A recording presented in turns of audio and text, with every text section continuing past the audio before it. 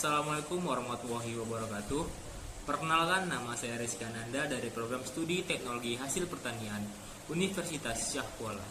Di sini saya akan bercerita tentang apa itu produksi bersih. Jadi, produksi bersih merupakan sebuah strategi pengelolaan lingkungan yang bersifat preventif atau pencegahan dan terpadu yang perlu diterapkan secara terus-menerus pada proses produksi dan daur hidup produk. Produksi bersih memiliki tujuan untuk meningkatkan produktivitas dengan memberikan tingkat efisiensi yang lebih baik pada penggunaan bahan mentah, energi, dan air, mendorong performansi lingkungan yang lebih baik melalui pengurangan sumber-sumber pembangkit limbah dan emisi, serta mereduksi dampak produk terhadap lingkungan. Berikut prinsip-prinsip pokok dalam produksi bersih. 1.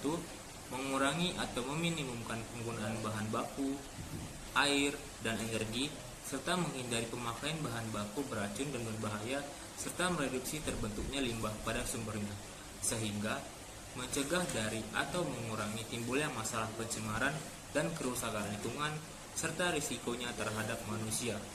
Yang kedua, perubahan dalam pola produksi dan konsumsi berlaku baik terhadap proses maupun produk yang dihasilkan, sehingga harus dipahami betul analisis daur hidup produk.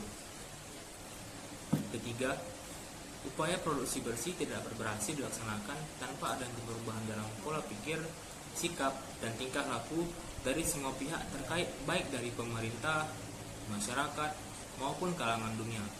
Selain itu juga perlu diterapkan pola manajemen di kalangan industri maupun pemerintah yang telah mempertimbangkan aspek lingkungan. Yang keempat, mengaplikasikan teknologi ramah lingkungan, manajemen, dan prosedur standar operasi sesuai dengan persyaratan yang ditetapkan. Kegiatan-kegiatan tersebut tidak selalu membutuhkan biaya investasi yang tinggi. Kalaupun terjadi, seringkali waktu yang diperlukan untuk pengembalian modal investasi relatif singkat.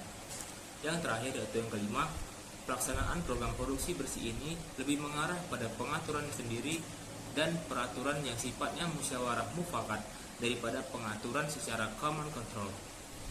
Jadi, pelaksanaan program produksi bersih ini tidak hanya mengandalkan peraturan pemerintah saja, tetapi lebih didasarkan pada kesadaran untuk mengubah sikap dan tingkah. Contoh penerapan produksi bersih dapat dilakukan pada industri tahu. Industri tahu menghasilkan limbah cair berupa sisa perendaman, perebusan, maupun proses-proses lainnya. Penerapan proses produksi bersih dapat dilakukan dengan melakukan proses good housekeeping, recycle, dan proses one-step reuse. Dengan metode recycle untuk limbah pada proses pencucian dan perendaman, dan one-step reuse untuk air limbah pada proses penggilingan, penyaringan, penggumpalan, dan pengepresan yang dapat digunakan sebagai bahan baku pembuatan nata de soya, kecap, edible film, biogas, dan pupuk organik cair. Sedangkan limbah padat berupa ampas tahu dapat dimanfaatkan sebagai bahan pembuatan pakan ternak, biogas, kerupuk, tepung, tempe gembus, dan oncom. Sekian penjelasan saya mengenai apa itu produksi bersih. Saya Rizky Ananda. Wassalamualaikum warahmatullahi wabarakatuh.